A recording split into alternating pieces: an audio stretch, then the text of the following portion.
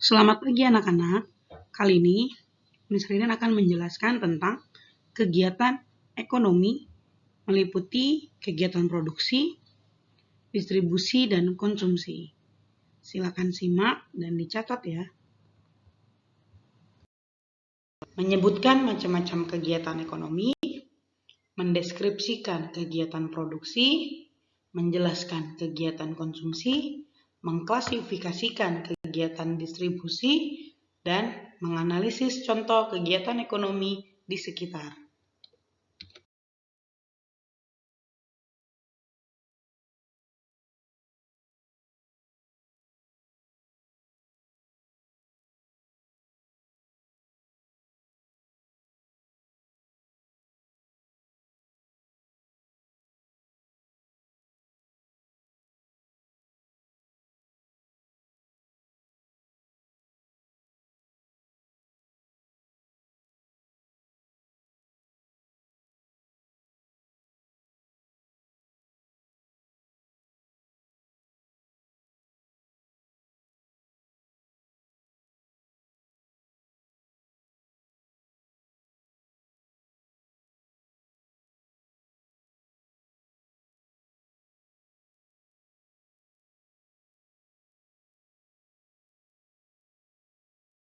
Barang, mereka harus memiliki 4 faktor produksi ini. Jadi kalau misalnya keempat faktor produksi ini tidak ada, atau salah satunya tidak ada, maka kegiatan produksi tidak akan bisa dilakukan.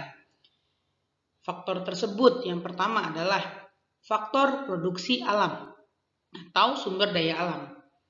Faktor produksi alam adalah segala sesuatu yang berasal dari alam yang dapat diolah untuk kegiatan produksi.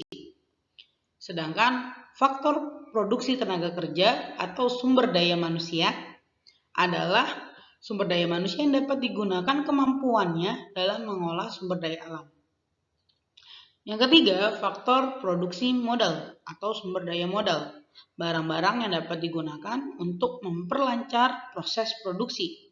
Yang terakhir, faktor produksi kewirausahaan, yaitu kemampuan seseorang dalam mengolah faktor-faktor produksi. Contohnya, ada seorang penjual pisang goreng. Bagi penjual pisang goreng tersebut, untuk membuat pisang goreng yang ingin dijual kepada konsumen, maka si tukang pisang goreng ini yang pertama harus membutuhkan sumber daya alamnya atau faktor produksi alam. Di sini faktor produksi alamnya adalah pisang. Pisangnya ini yang akan diolah untuk dijadikan pisang goreng, ya, untuk diolah untuk ditambahkan nilai gunanya atau dibuat menjadi produk baru oleh si penjual pisang goreng tadi.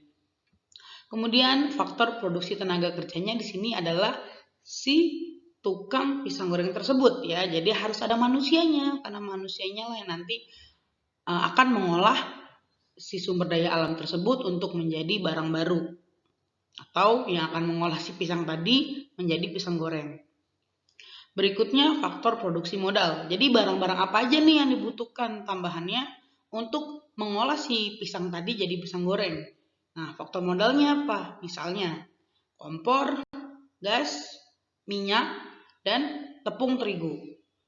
Jadi kalau misalnya itu nggak ada, ya nggak akan jadi pisang goreng kan?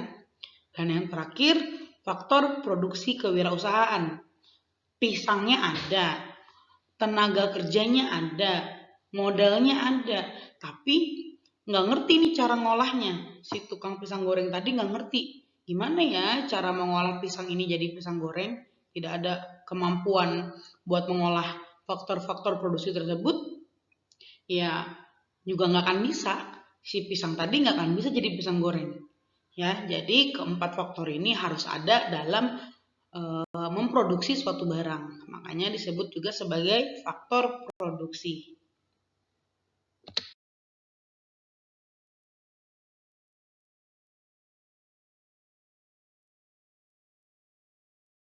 Produksi yang kegiatan utamanya mengolah tanah, seperti perkebunan, pertanian, dan kehutanan. Selanjutnya, industri.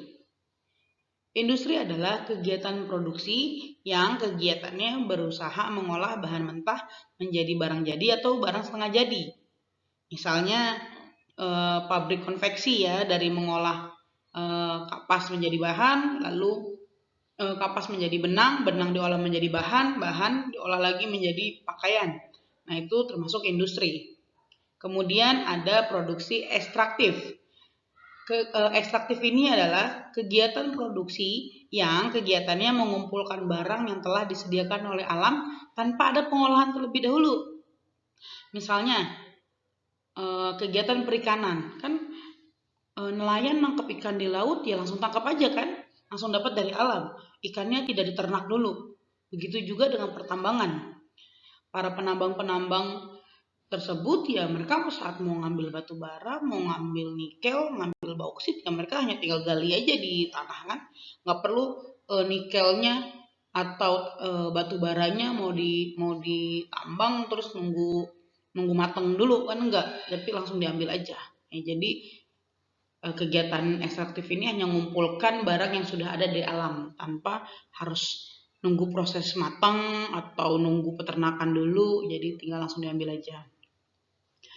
Berikutnya, perdagangan.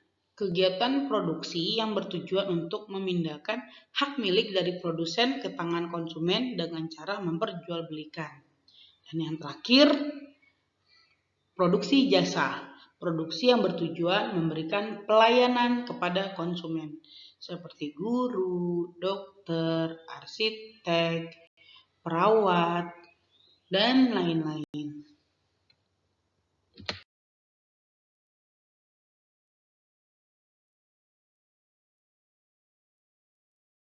Ada proses pengolahan ya, pengolahan dari barang mentah menjadi setengah jadi dan menjadi barang jadi. Kemudian ada produksi ekstraktif, kita lihat ya, ada pengolahan ikan laut. Terus ada produksi jasa, di sini ada gambar montir-montir ya yang menggunakan jasanya untuk memperbaiki motor. Berikut ada produksi agraris, ya, pengolahan lahan. Di sini ada pengolahan lahan basah yang dimanfaatkan untuk pertanian padi. Terakhir ada perdagangan. Nah, jadi kita bisa lihat ada pasar. Nah, di situ ada produksi perdagangan di mana akan adanya pengalihan barang dari produsen ke konsumen.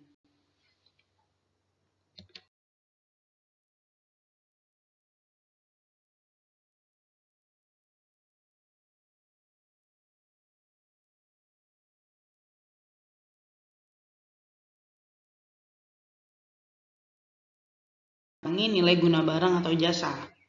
Konsumen merupakan sebuah istilah untuk mereka yang melakukan kegiatan konsumsi, sedangkan barang dan jasa yang mereka gunakan disebut dengan barang konsumsi. Kegiatan konsumsi itu sendiri juga meliputi hal-hal seperti kegiatan memakai baju, sepatu, celana, jilbab, menggunakan mobil atau motor, dan masih banyak lagi contoh lainnya. Jadi kegiatan konsumsi itu tidak hanya soal makan dan minum, tapi kegiatan yang kita menggunakan barang atau menghabiskan nilai guna barang.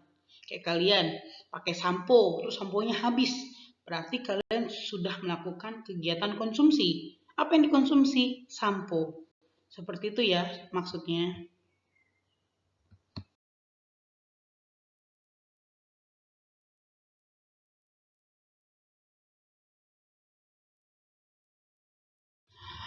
Macam-macam kegiatan konsumsi.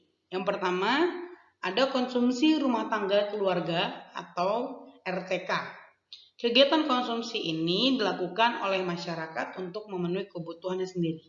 Jadi, masyarakat umum dikategorikan sebagai keluarga, maka istilahnya disebut juga sebagai RTK atau rumah tangga keluarga. Kayak misalnya, orang tua kalian beli minyak goreng untuk masak di rumah, atau kalian beli buku tulis untuk nyatet. Nah, itu termasuk kegiatan konsumsi RTK karena dilakukan oleh masyarakat umum, ya, atau rumah tangga keluarga. Yang kedua, konsumsi rumah tangga perusahaan atau RTP. Kegiatan konsumsi yang dilakukan oleh produsen atau perusahaan untuk memenuhi kebutuhan produksi. Jadi beda ya dengan konsumsi RTK dengan RTP. Kalau RTK kan tadi mereka melakukan kegiatan konsumsi untuk kebutuhannya sendiri. Jadi untuk dihabiskan nilai gunanya untuk memenuhi kebutuhannya. Kalau si RTP dia beli barang untuk kegiatan produksinya. Misalnya DSN Group beli pupuk. Nah, pupuk ini kan dihabiskan nilai gunanya. Nah, tapi dihabiskan itu bukan untuk kebutuhannya sendiri, tapi untuk kebutuhan produksinya. Kenapa? Biar sawitnya bisa menghasilkan buah yang banyak misalnya. Nah, itu kan untuk kebutuhan produksi. Atau misalnya DSN Group beli solar. Nah, solar ini dihabiskan nilai gunanya atau solar ini dihabiskan ini untuk mengisi bensin ya, mengisi unit-unit untuk kebutuhan pengiriman buah. Yang terakhir, konsumsi rumah tangga negara atau RTN. Kegiatan konsumsi yang dilakukan oleh pemerintah atau negara untuk memenuhi kebutuhan masyarakat. Ya, ini bedanya kayak pemerintah beli aspal. Aspal ini dihabiskan nilai guna barangnya. Tapi aspal ini bukan dipakai pribadi, tapi aspalnya dipakai untuk membangun jalan bagi masyarakat. Atau misalnya pemerintah membeli semen. Nah, semennya ini digunakan untuk membangun rumah sakit atau untuk membangun sekolah. Nah, itulah namanya konsumsi rumah tangga negara.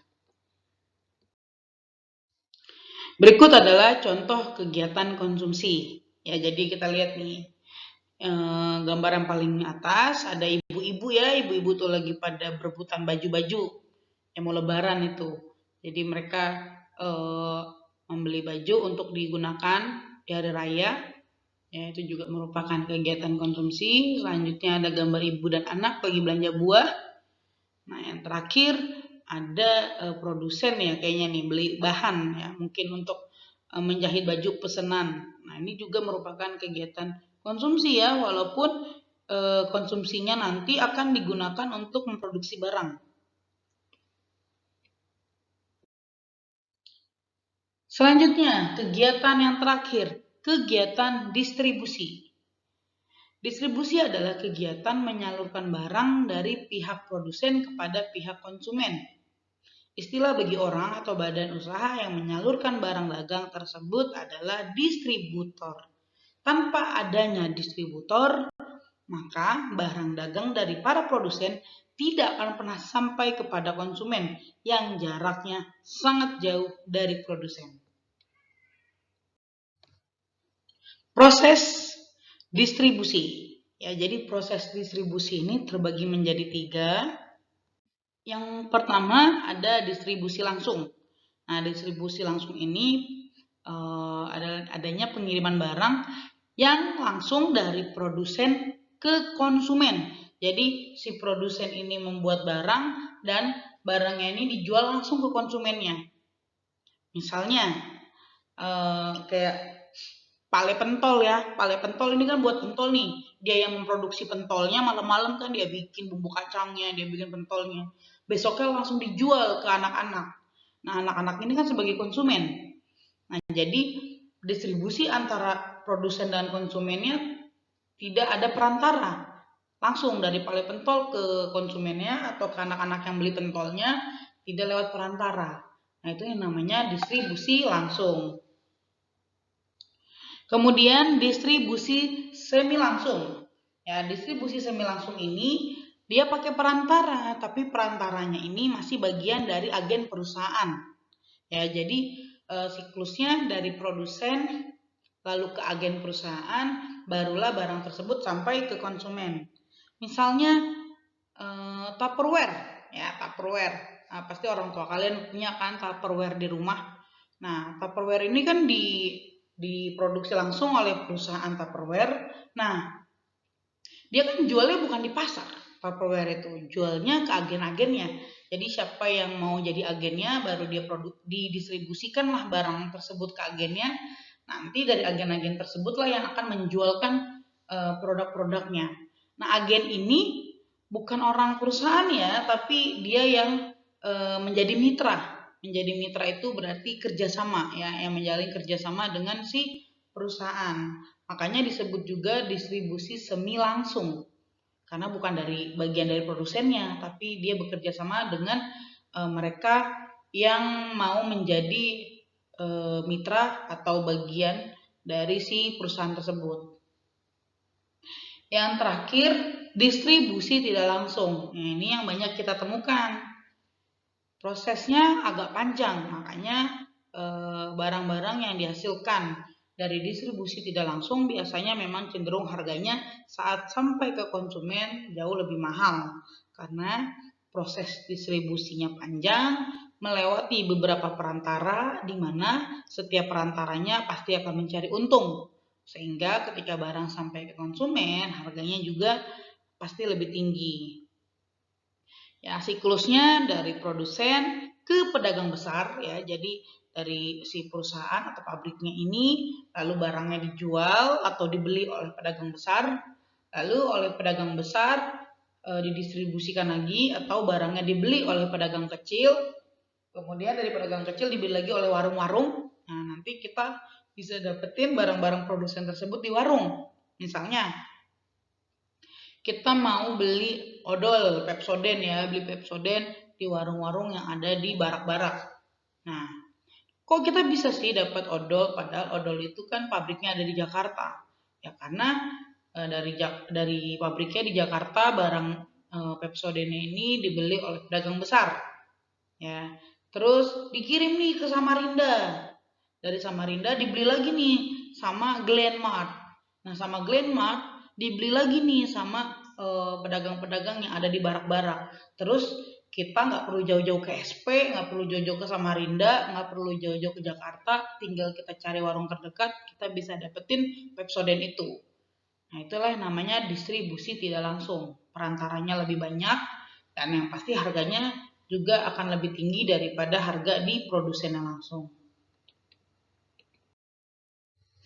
Berikut adalah contoh gambar distribusi. Ya, kita lihat ada distribusi semi langsung ya, ada pengantaran mobil. Mobil ini akan dikirim dari produsen dikirim ke showroom ya. Showroom ini dia merupakan mitra dealer ya, merupakan mitra dari si pabrik-pabrik tersebut. Ya, jadi showroom ini dia hanya untuk memasarkan dan penjualannya. Makanya termasuk distribusi semi langsung karena karena dealer-dealer ini merupakan agen penjualan dari si produsen mobil tersebut. Gambar selanjutnya ada distribusi langsung ya. Ini ada Pale mie ayam, dia yang bikin mie ayam, kemudian dia sendiri yang mendistribusikan mie ayamnya kepada konsumen. Yang terakhir ada distribusi tidak langsung. Ya, di situ ada contoh gambar warung kelontong. Oke, materinya sudah Miss Rin jelaskan. Tinggal yang terakhir, ada tugas untuk kalian. Perhatikan perintah soal berikut. 1. Tentukan 4 contoh kegiatan konsumsi yang kamu dan keluarga kamu lakukan. 2. Tulislah 3 contoh kegiatan produksi yang ada di sekitarmu. 3. Tentukan masing-masing 1 contoh kegiatan distribusi yang ada di sekitarmu. Jadi untuk nomor 3 ditulis satu-satu ya contohnya dari setiap jenis distribusi. Nah, nanti silakan setelah kalian catat materinya, kalian jawab soal ini, kemudian saat kita ketemu minggu depan akan Miss Ririn periksa. Oke, terima kasih. Selamat pagi.